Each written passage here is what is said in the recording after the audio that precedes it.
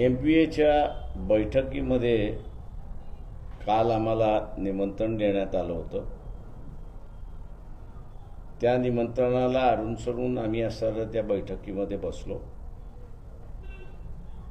परंतु त्या बैठकीमध्ये MPAचंच काही ठरलेलं नाही अशी असणारी परिस्थिती आहे।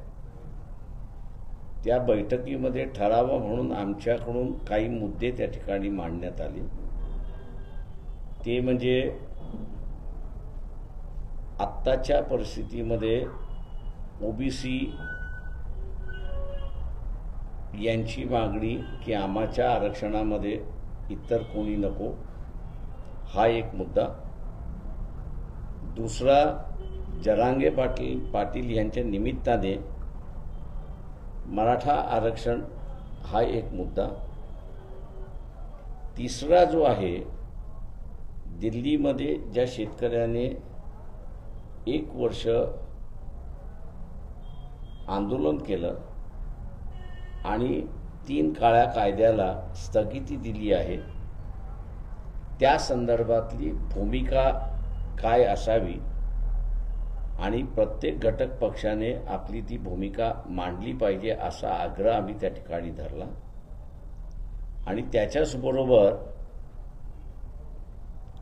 उद्या आपल्याला एकत्र यायचं आहे, सत्ता करायचं आहे, म्हणून कॉमन मिनिमम प्रोग्राम झाला पाहिजे, या दृष्टीने वेगळे 25 मुद्दे आम्ही असताना त्या ठिकाणी दिले। आणि या 25 मुद्द्याच्या संदर्भातली चर्चा झाली पाहिजे असं आम्ही त्या ठिकाणी म्हणालो। आणि प्रत्येक पक्षाने आपली भूमिका मांडणं हे गरजेचं आहे। स्वीकारतो न स्वीकारतो हा असणारा वेगळा भाग आहे। आम्ही दिलेल्या याच्यामध्ये अजून काही ॲड करायचं असेल तर ते निश्चितपणे आपण ॲड केलं पाहिजे आणि प्रत्येक पक्षाने त्यांचा अजेंडा जो आहे तो सादर करावा, हा आग्रह आम्ही त्या बैठकीमध्ये धरला। दुसरं त्या बैठकीमधलं जे आहे ते म्हणजे सीट शेअरिंगचा प्रश्न।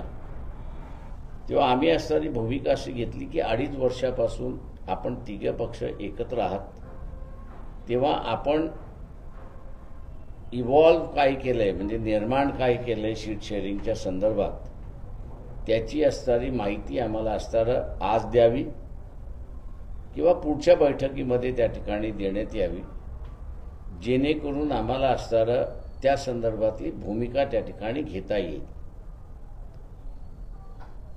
आम्ही अपेक्षा असं धरतोय की 2 तारखेला जी बैठक आहे त्या 2 तारखेच्या बैठकीमध्ये जो अजेंडा आम्ही असताना दिलेला आहे तो, आणि त्याच्याचबरोबर हे जे 3 घटक पक्ष आहेत, काँग्रेस, त्याच्यानंतर NCP आणि उद्धव ठाकरे शिवसेना, यांचा सीट शेअरिंगचा फॉर्म्युला 2 तारखेपर्यंत तयार होईल असं मी त्या ठिकाणी मानतो। आणि त्याचा मसुदा त्यांनी आम्हाला दिला की मग आम्ही त्यांच्यापुढे असं मानले की कलेक्टिव्हली बार्गेनिंग करायचं का, की आम्ही असणारं इंडिव्हिज्युअली एक पक्षाशी बोलायचं, हे म्हटलं बैठकीतला तिथे निर्णय होईल। आजची जी बैठक आहे ती बैठक तिथेच त्या ठिकाणी संपली। आम्ही तिथे पुन्हा असा एक खुलासा केला की केंद्रामधलं BJPचं गव्हर्नमेंट पुन्हा येणार नाही, या दक्षतेसाठी आम्ही कुठलाही पर्सनल इश्यू, इगो किंवा इतर काही आड येऊ देणार नाही, अशी भूमिका आम्ही असताना त्या ठिकाणी क्लिअर केली आहे।